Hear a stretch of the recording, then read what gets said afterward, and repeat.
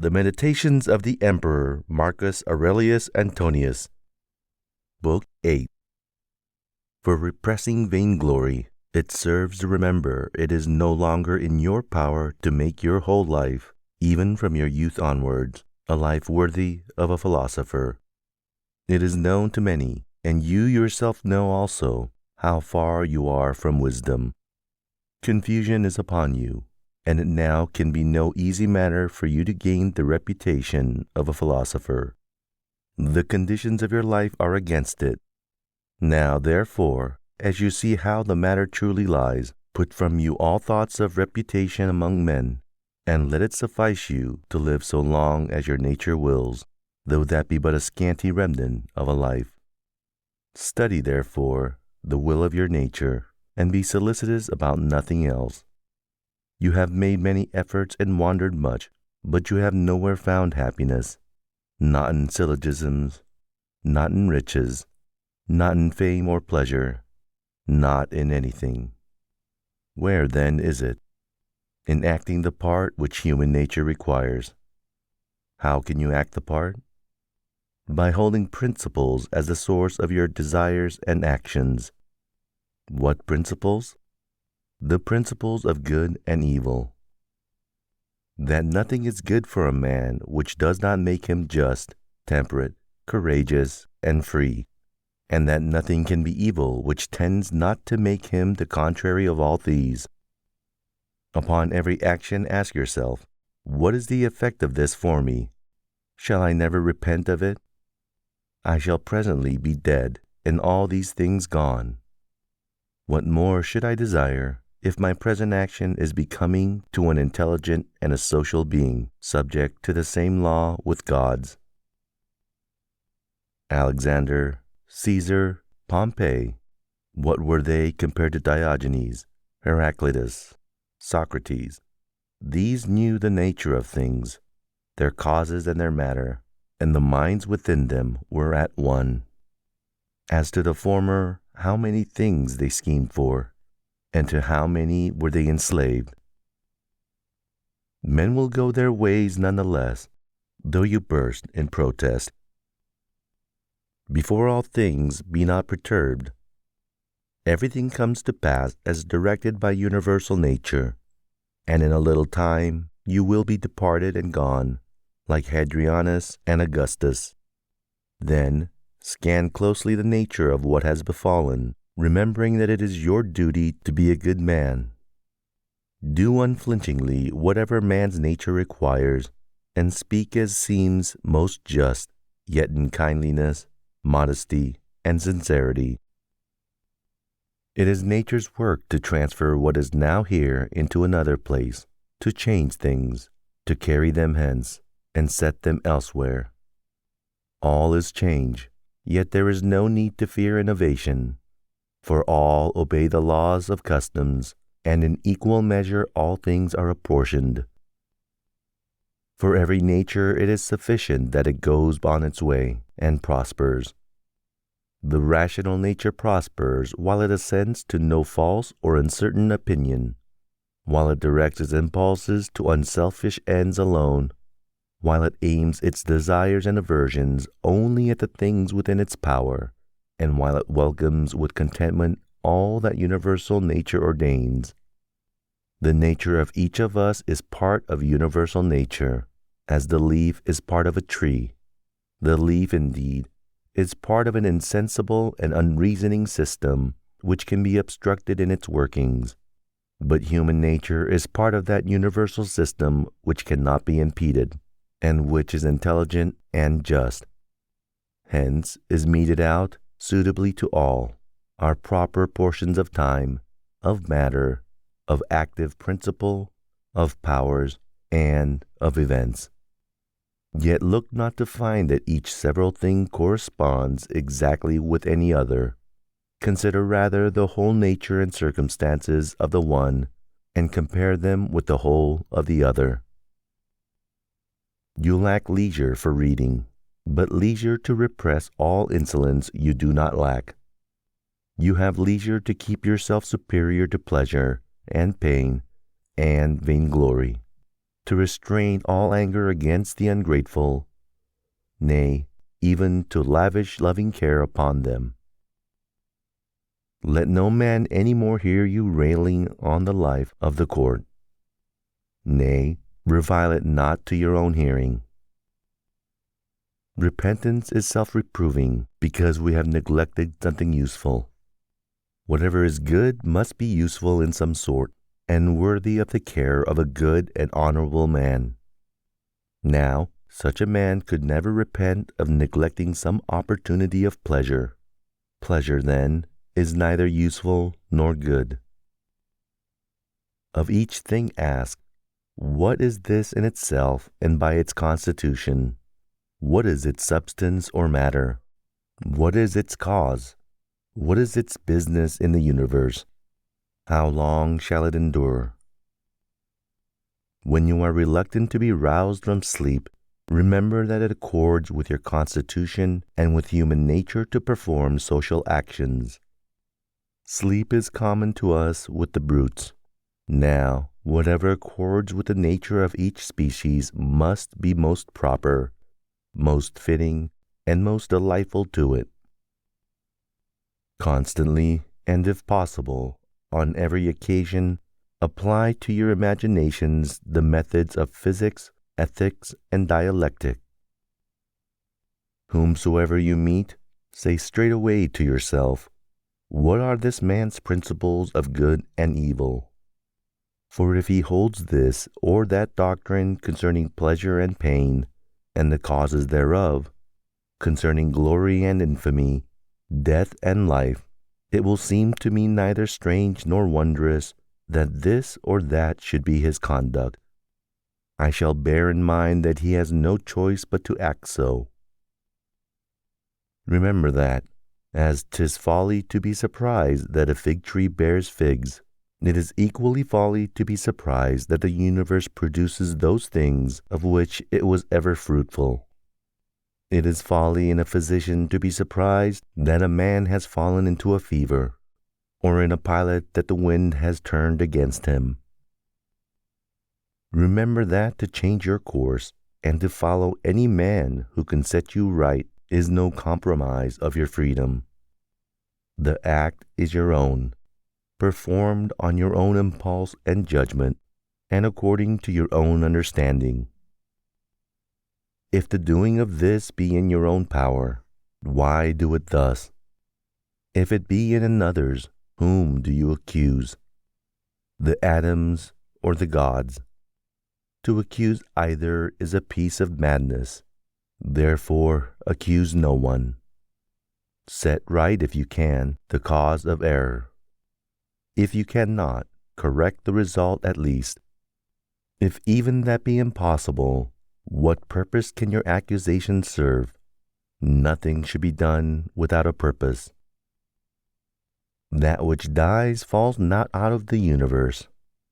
If then it stays here, here too it suffers a change, and it is resolved into those elements of which the world, and you too, consist. These also are changed, and murmur not. The horse, the vine, all things are formed for some purpose. Where is the wonder?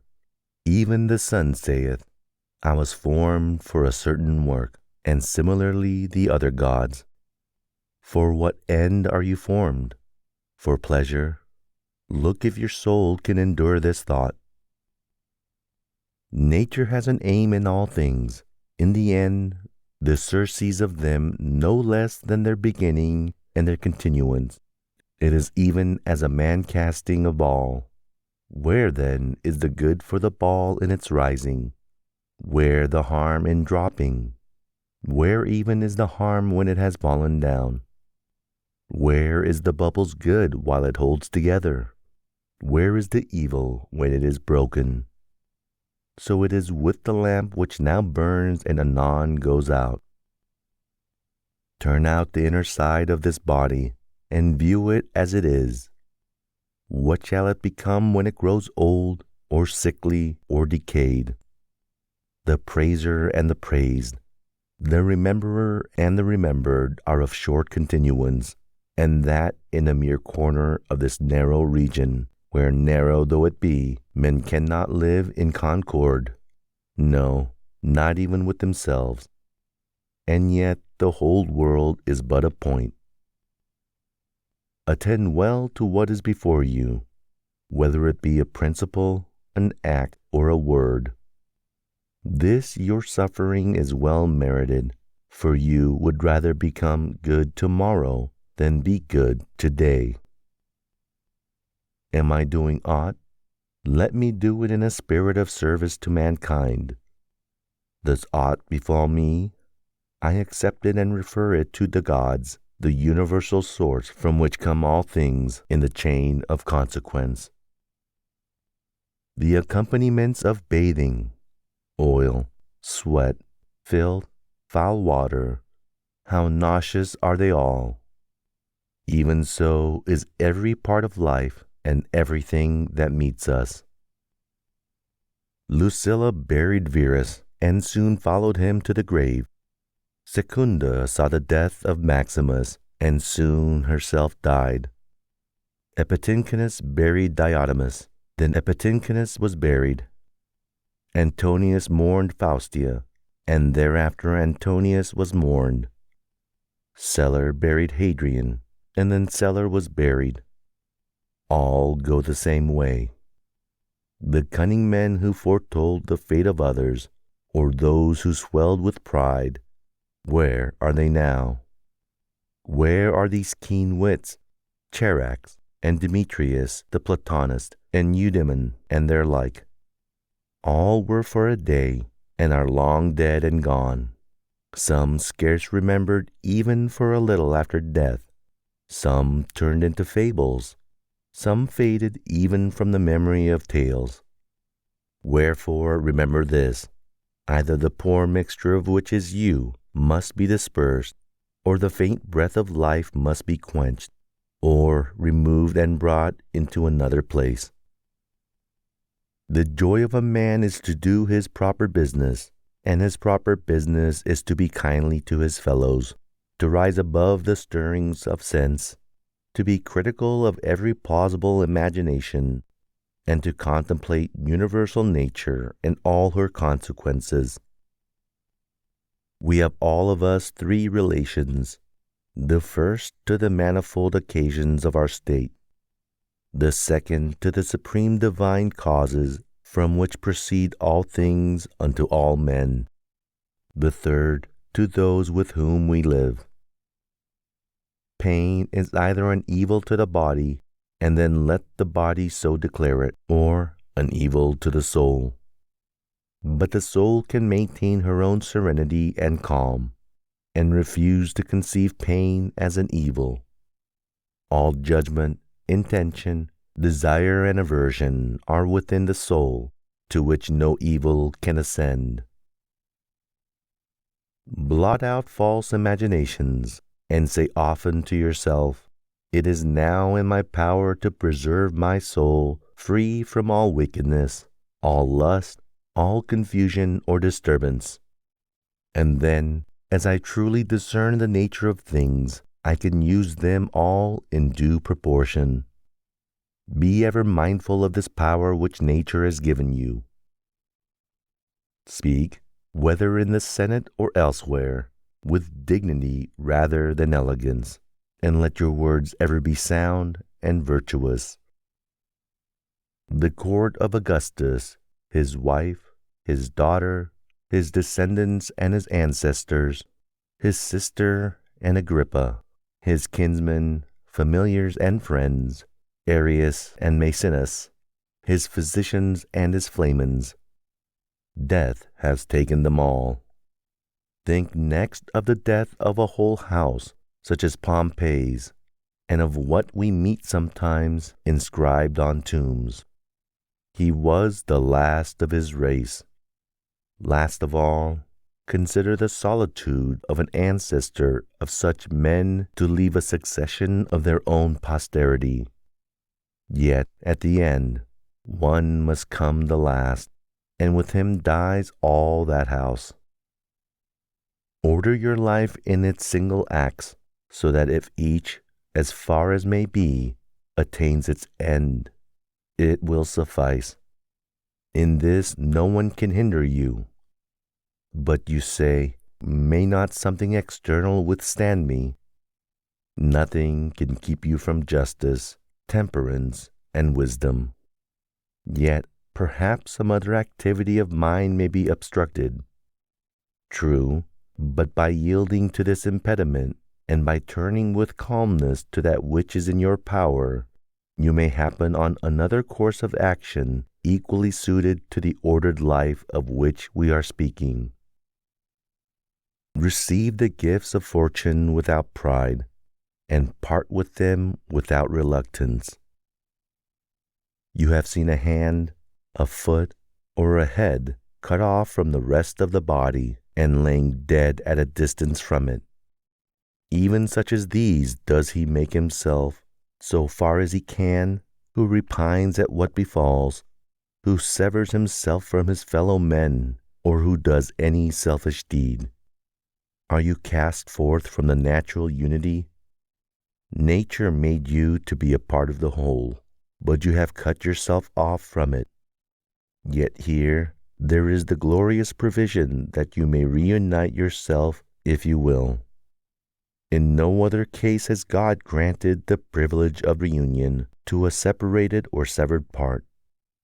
Yet behold the goodness and bounty with which God hath honored mankind. He first puts it in their power not to be severed from this unity, and then, even when they are thus severed, he suffers them to return once more, to take their places as parts of the whole, and to grow one with it again. Universal nature, as she has imparted to each rational being almost all its faculties and powers, has given to us this one particular among them. As nature converts to her use, ranges in destined order, and makes part of herself all that withstands or opposes her, so each rational being can make every impediment in his way a proper matter for himself to act upon, and can use it for his guiding purpose, whatever it may be. Do not confound yourself by considering the whole of life, and by dwelling upon the multitude and greatness of the pains and troubles to which you may probably be exposed. As each presents itself, ask yourself, is there anything intolerable and insufferable in this? You will be ashamed to own it, and then recollect that it is neither the past nor the future that can oppress you, but always the present only. And the ills of the present will be much diminished if you restrict it within its proper bounds, and take your soul to task if it cannot bear up even against this one thing. Does Panthea or Pergamus now sit mourning at the tomb of Verus, or Chabrias or Diotimus at the tomb of Hadrian? Absurd. And if they were still mourning, could their masters be sensible of it? Or if they were sensible of it, would it give them any pleasure? Or if they were pleased with it, could the mourners live forever? Was it not fate that they should grow old men and women, and then die? What then would become of the illustrious dead when these faithful souls were gone, and all this toil for a vile body, naught but blood and corruption? If you have keen sight, says the philosopher, use it in discretion and in wisdom. In the constitution of the rational being, I discern no virtue made to restrain justice, but I see continence made to restrain sensual pleasure.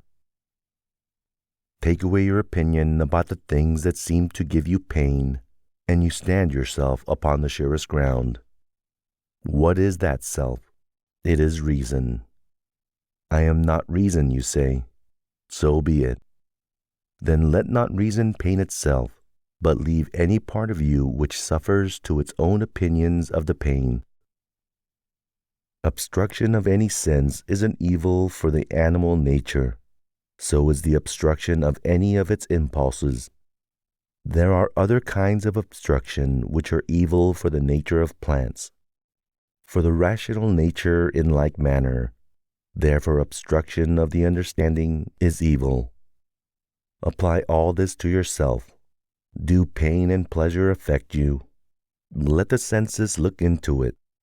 Does anything hinder your designs? If you have designed without the proper reservations, that in itself is an evil for you as a reasoned being. If you designed under the general reservation, you are neither hurt nor hindered. No man can hinder the proper work of the mind, nor fire, nor sword, nor tyrant, nor calumny can reach it, nor any other thing, when it has become even as a sphere, complete and perfect within itself. I have no right to vex myself who never yet willingly vexed anyone. Each man has his own pleasure. Mine lies in having my ruling part sound, without aversion to any man, or to any hap that may befall mankind. Yet let me look on all things with kindly eyes. Let me accept and use them all according to their worth. See that you secure the benefit of the present time. They who pursue a fame which is to live after them reflect not that posterity will be men even as are those who vex them now, and that they too will be mortal. And afterwards, what shall signify to you the clatter of their voices, or the opinions they shall entertain about you? Take me up and cast me where you will. I shall have my own divinity within me serene, that is satisfied, while its every state and action is according to the law of the proper constitution. Is any event of such account that my soul should suffer for it, or be the worse? That my soul should become abject and prostrate as a mean supplicant, or should be affrighted? Shall you find nothing that is worth all this? Nothing can befall a man which is not human fortune. Nothing can happen to an ox, to a vine, or to a stone which is not the natural destiny of their species. If, then, that alone can befall anything which is usual and natural, what cause is there for indignation? Universal nature hath brought nothing upon you which you cannot bear. When you are grieved about something external, it is not the thing itself which afflicts you, but your judgment about it. This judgment it is in your power to efface. If you are grieved about anything in your own disposition, who can prevent you from correcting your principles of life? If you are grieved because you do not set about some work which seems to you sound and virtuous, go about it effectually rather than grieve that it is undone. But some superior force withstands. Then grieve not, for the fault of the omission lies not in you. But life is not worth living with this undone. Quit life, then, in the same kindly spirit as though you had done it, and with goodwill even to those who withstand you. Remember that the governing part becomes invincible when, collected into itself, it is satisfied in refusing to do what it would not, even when its resistance is unreasonable. What then will it be when, after due deliberation, it has fixed its judgment according to reason? The soul, thus free from passions, is a strong fort, nor can a man find any stronger to which he can fly and become henceforth invincible. The man who has not discerned this is ignorant. He who has discerned and flies not thither is miserable. Pronounce no more to yourself than what appearances directly declare. It is told you that so-and-so has spoken ill of you. This alone is told you, and not that you are hurt by it. I see my child is sick. This only I see. I do not see that he is in danger. Dwell thus upon first appearances.